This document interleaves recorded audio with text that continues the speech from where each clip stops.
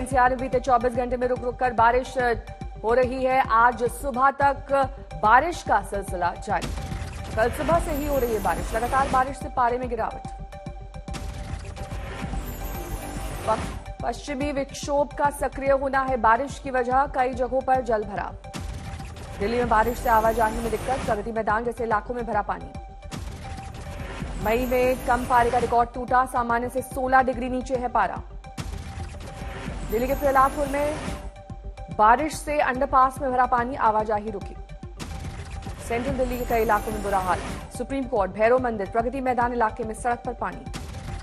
नोएडा और ग्रेटर नोएडा में कल से बारिश जारी। मौसम विभाग ने कहा ताउते तूफान का है असर। नोएडा में लगातार हो रही है बारिश। दादरी के सैकड़ों गेहूं की बोरियां पानी से भीगी। ग्रेटर नोएडा में हेल्थ केयर सेंटर में पानी घुसा। वेदपुरा गांव में लोगों को भारी दिक्कत।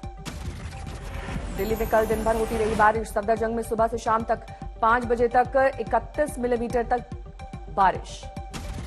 आज भी बारिश का अनुमान। बरसात से तापमान में भारी गिरावट। सामान्य से 16 डिग्री कम। राजस्थान में चक्रवाती तूफान ताउते का असर। पुष्कर की सड़कें बारिश से बनी दरिया। लखनऊ में बदला मौसम का मिजाज। शहर में रुक रुक कर हो रही है बरसात। यूपी के कई शहरों में बारिश का दौर। मुरादाबाद में हल्की बारिश से लोगों को राहत।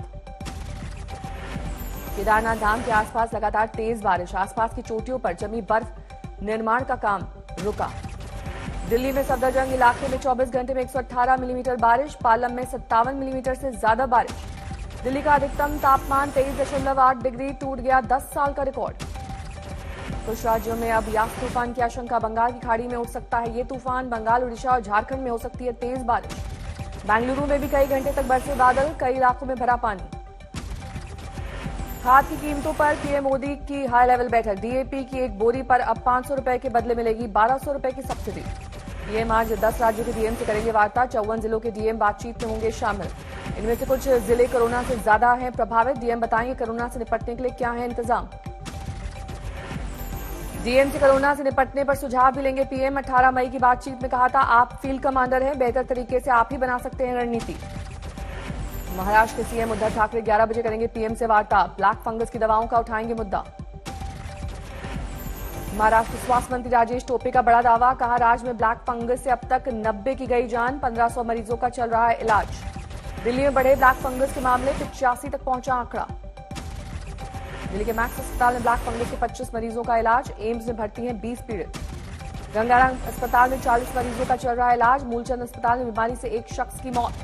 राजस्थान में ब्लैक फंगस का कहर। गहलोत सरकार ने अधिसूचना जारी करके महामारी घोषित किया। दिल्ली में कोरोना मामलों में लगातार कमी। 24 घंटे में 846 नए मामले। 235 ने तोड़ा दम। राजधानी में 24 घंटे में 9,427 मरीजों ने कोरोना को दी मात।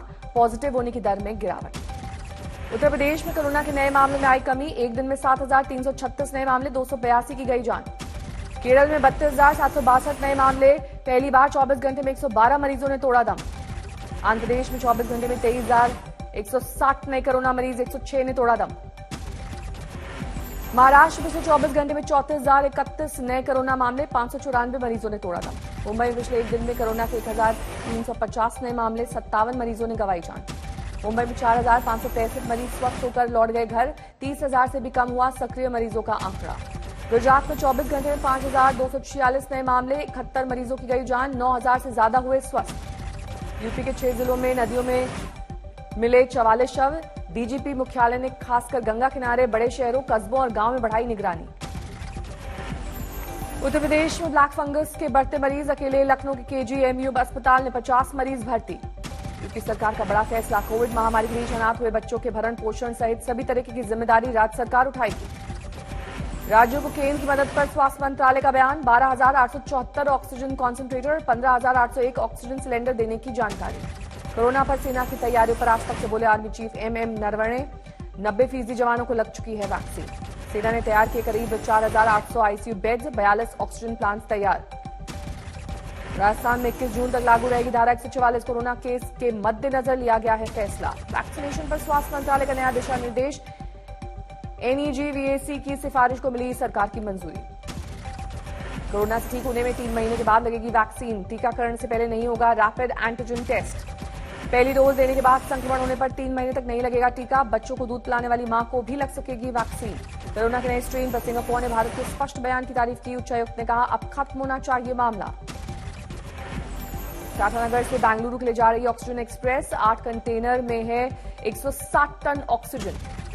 और इवन आधार पर दुकानें खोलने के आदेश से चंडीगढ़ में दुकानदार खफा, प्रशासन के खिलाफ किया प्रदर्शन।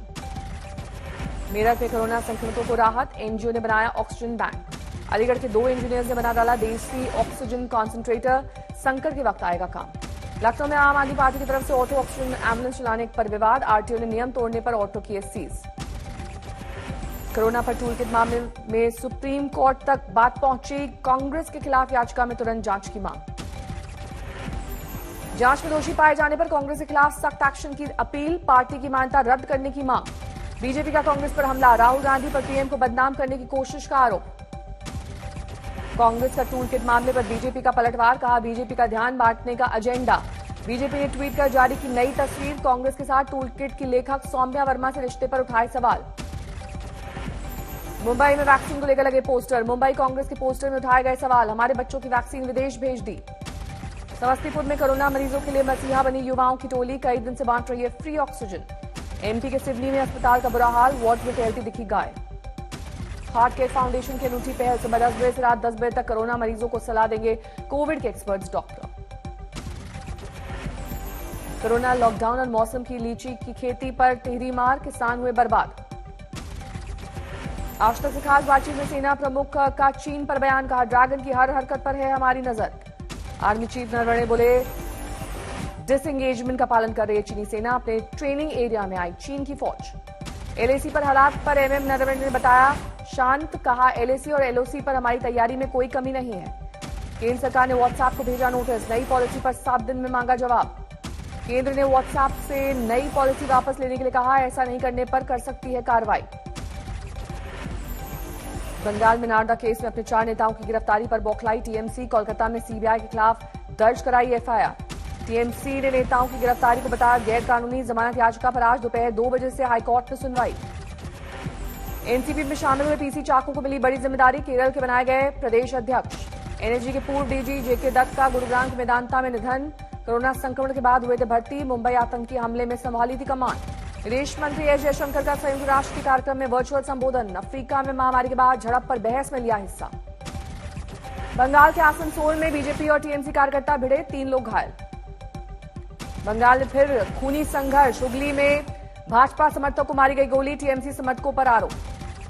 सूरत में इंदौर में बिक रहे थे नकली रेमडेसिविर इंजेक्शन, इंदौर पुलिस जांच के लिए 4 आरोपियों को सूरत प्रोडक्शन वारंट लाई। बहराइच में शादी के टेंट में फैला करंट, 3 की मौत, 2 लोग गंभीर रूप से झुलसे। 1971 की पाक पर जीत की खुशी में निकल रही है विजय ज्योति यात्रा, पुंछ में किया गया स्वागत।